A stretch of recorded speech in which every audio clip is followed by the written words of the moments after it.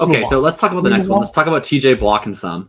That's my nickname for him. It's honestly not even like that good of a nickname or like that accurate of a nickname because he actually does run a pretty high route participation. But I just really enjoy the name because he's just so mediocre. Well, here's the thing: you have a bad nickname for TJ Hockenson, and you also have a bad Twitter handle. So maybe you should stop giving nicknames. No, TJ Block and some is a good nickname. No, it isn't. Yeah, it is. It's awful. It's really good. It makes sense. He's running all the routes. What are you talking about? Well, otherwise he'd be TJ Block and Lot. You'd be TJ Block and Lot. Instead, it's just TJ Block and some. Block and some. Okay. All right. What do you think? I don't care about TJ Hockenson. I couldn't care less about TJ Hockenson. There's no good reason to value TJ Hockenson in Dynasty above Greg Dulcich. Above who? Greg Dulcich, who's a top 6 tight end in Dynasty. Never heard of him.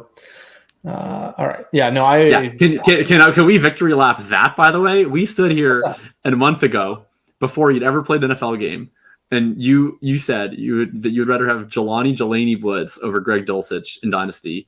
And through 3 games, Greg Dulcich has completely balled out and is now a top 5 Dynasty tight end.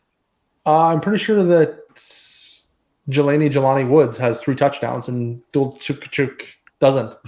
So I win. Yeah, that's certainly a way to go. But no, TJ Hockenson in mini, I don't know. He's not, he doesn't matter. Like, very few tight ends matter.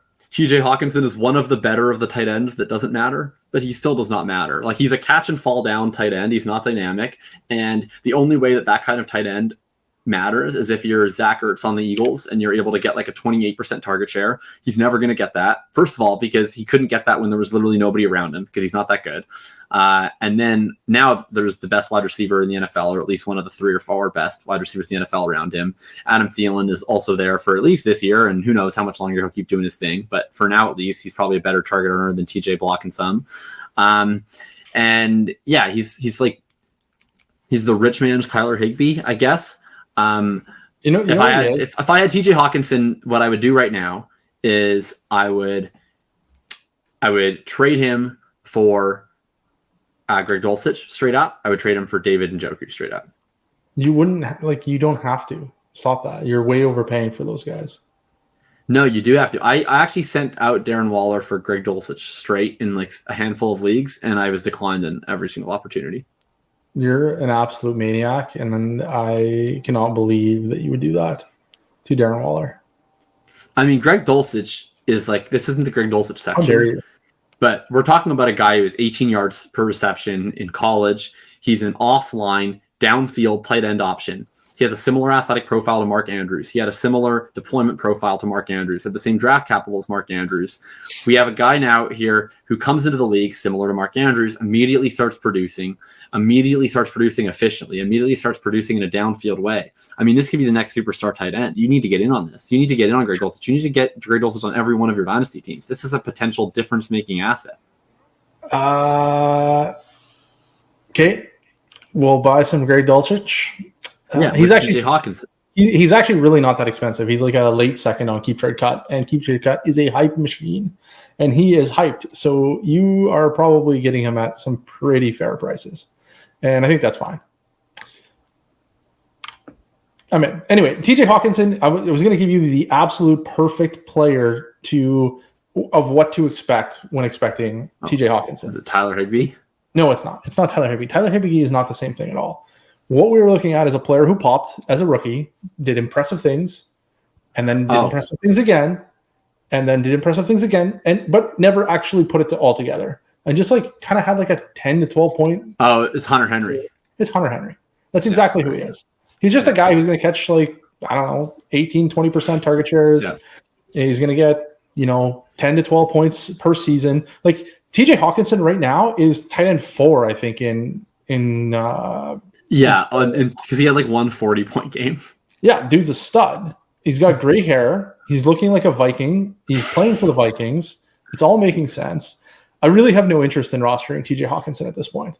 If you can get out of TJ Hockenson for anything that has even a remotely interesting ceiling, I think you simply have to do it. Yeah, I mean, sorry for derailing the thing with the Dulcich, but like you couldn't be more correct in that like if you don't have a tight end who matters, the worst thing you can do is roster the most expensive tight end who doesn't matter. Yeah. You should be able to take your TJ Hockenson and go and get Jelani Walker plus a whole bunch more and just hope that perfect Woods. 10 Raz score manifests itself in more than just 3 touchdowns in like 4 games. So like just go get Jelani Walker, go get Greg Dulcich, and it's going to be great. We're going to win championships, or we're not, and we're going to just trade them in 2 years when they don't emerge. And it's fine. Definitely not interested in TJ Hockenson. James Mitchell, I'm very interested in. James Mitchell. Before you get into James Mitchell, I need you to know that he's actually not number 2 on the depth chart. Right. It's number 2 on the depth chart is a guy who I never heard of. I did go look him up, and I spend countless hours looking up players to have never heard of Brock Wright before. Block Wright. Yes, of course. The guy literally had like 6 receptions his entire college career. Why is he ahead of James Mitchell on the Lions depth chart? And also, is he actually? And also, I don't care because I don't want him, and nobody should ever want him. That would be like speculating on Drew Sample. That would be like the worst thing you could do. Right, Scott Connor is like the only person who just won't let Drew Sample die. So like, what? Scott Connor likes Drew Sample? Yeah, he's a Drew Sample truther. It's because he's a Bengals fan. Yeah, and he likes his RAS score. He's like really into Drew Sample. Does he have a high RAS score, Drew Sample? I mean, I think so. I don't think so. Drew Sample size. He's no Jelani Walker. No, nobody is. Neither is James Mitchell. That's actually true. That was actually true. Nobody is Jelani Walker. He is a unicorn of the position. That's true. You somehow hate. Yeah, he sucks. So another tight end that's better than Jelani Woods in this draft class was James Mitchell. Oh, yeah. Did I call him Jelani Walker? That was embarrassing. Woods. Yeah, you did. Yeah, so James Mitchell, in his 2nd and 3rd years, he was immediately injured, and he barely played in his entire 4th year. So that's why his 4th year stats basically don't exist, because he was immediately hurt. I know this because he was on my college fantasy teams, and it was painful. His profile basically is it's worse, but his production profile is in the same bucket generally over his first couple of years as Greg Dulcich, Trey McBride, Isaiah Likely. He's in that crew. He was producing above thresholds. He got up over 1.5 yards per team pass attempt in his 3rd year before he ultimately succumbs to injury in his 4th year. What's especially interesting about him is when you look at yards per reception, he was one of the downfield tight ends. He was not just a guy who is running little stick routes. He's a guy that's actually running seam routes. It's actually able to be deployed dynamically. The only tight ends in this class who produced multiple seasons above 15 yards per reception were James Mitchell, Greg Dulcich, Isaiah Likely. These are the types of tight ends that we want to be targeting. These are the tight ends that have the ability to do more than catch and fall down. These are the tight ends that can get open in the seam. These are the tight ends that get deployed off the line of scrimmage, out into the slot. I really like James Mitchell's profile. His athletic profile is total trash, and he didn't play his 4th year, and his draft capital is trash as a result of those 2 things. But in terms of what he's actually been able to do on the football field, it's interesting. It's a lot more interesting than anything Brock Wright has done. And so if you're making a speculative ad, definitely make the speculative ad on James Mitchell, especially in a dynasty format, not on Brock Wright. What say you? I just checked out James Mitchell one more time in my database for my prospecting of tight ends, and I think that targeting anyone other than James Mitchell would be a tremendous error in judgment. And just go get James Mitchell. Honestly, I would make him kind of a priority ad. Yeah, I'm spending really pretty real fab on James Mitchell. And if he was not a terrible prospect, he would have been an awesome prospect. If he got draft capital, he'd have been a really good prospect. Realistically, and the thing is too, what I kind of like about it, once we know that a guy does not get draft capital, in terms of reasons why they didn't get draft capital, getting injured in your first game of your last season and missing the whole year is one of my preferred reasons, right? It's easy enough to tell yourself a story of if he plays his 4th year, maybe he gets drafted higher. I mean, the other reason he doesn't get drafted higher, he runs a 4.77. That's bad, but it's not the thing is so I don't think that James Mitchell probably has a super elite ceiling because he's really slow. But I mean, if you get James Mitchell off waivers, and he's like a legitimate like low end tight end 1, then that's like a massive win. Yeah, no, I like.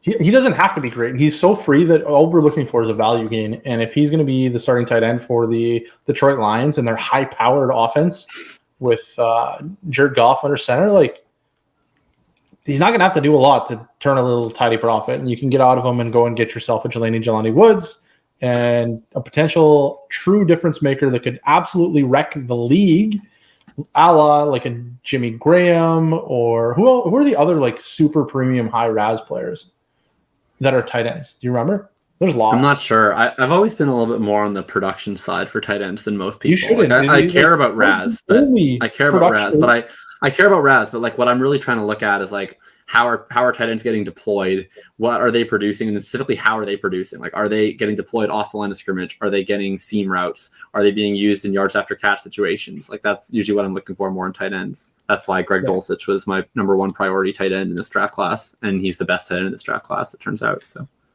yeah, no, I'm looking at it and it's like Kyle Pitts is pretty up there, 9.6. Yeah. Noah Fant, I imagine, is up there. Noah Vernon Fant, Davis for sure. Vernon Davis. Mike Gesicki, I bet, is pretty high. Gesicki, 9.98. Jordan Cameron, who had a pretty productive day 3 career not super productive. I think he only had like 1 good season, but I think he got hurt and that rendered his career. Is Gerald Everett, is he up there somewhere? He's surprisingly not, but this is he's small. Oh, okay. He's only like 6'3" or 6'2" or something. Oh, I see. Yeah. He's pretty athletic, but it just didn't come with the type of size that pops in the tight end RAS spectrum. Like even Evan Ingram, who is like an absolute freak, is only a 9.16 in RAS. Oh, okay. Because he's only 6'3", 234. Right. Like I mean, Evan Ingram's really a slot wide receiver. He's like smaller than Chase Claypool. Like Dalton Keene, one of the best tight end prospects we've ever seen. 9.34. Dude's a stud. Can't believe it didn't work out. Still shocked. Thanks for nothing, Bill. For those that don't know, Dalton Keene is the worst tight end prospect we've ever seen that qualified for the Bulletproof distinction because Bill Belichick decided to take him 3 rounds ahead of his expected draft capital, launching him into a Bulletproof. Just like, come on, Bill. Don't do this to me. Anyways, the moral of the story is that Jelani Woods is one of a kind, and you should have him, as well as Greg Dulcich and like all these like guys, whatever. They're just so free. Like this is why I feel like I made a tremendous error in rookie drafts this year when I ranked the tight ends like in the mid-second. And looking back, I'm like, why did I do that? That was I told you that was a mistake. Yes. And I caught up. I literally like honestly progression. I honestly think like this problem. It's kind of sad because like I obviously like massive L on taking Sky Moore over Chris Olave, but I'm praying that Greg Dulcich really does turn out because like I would say my best take of draft season was absolutely ignore Jelani Woods, only take Trey McBride at ADP. The only tight end I care about at cost in this class is Greg Dulcich.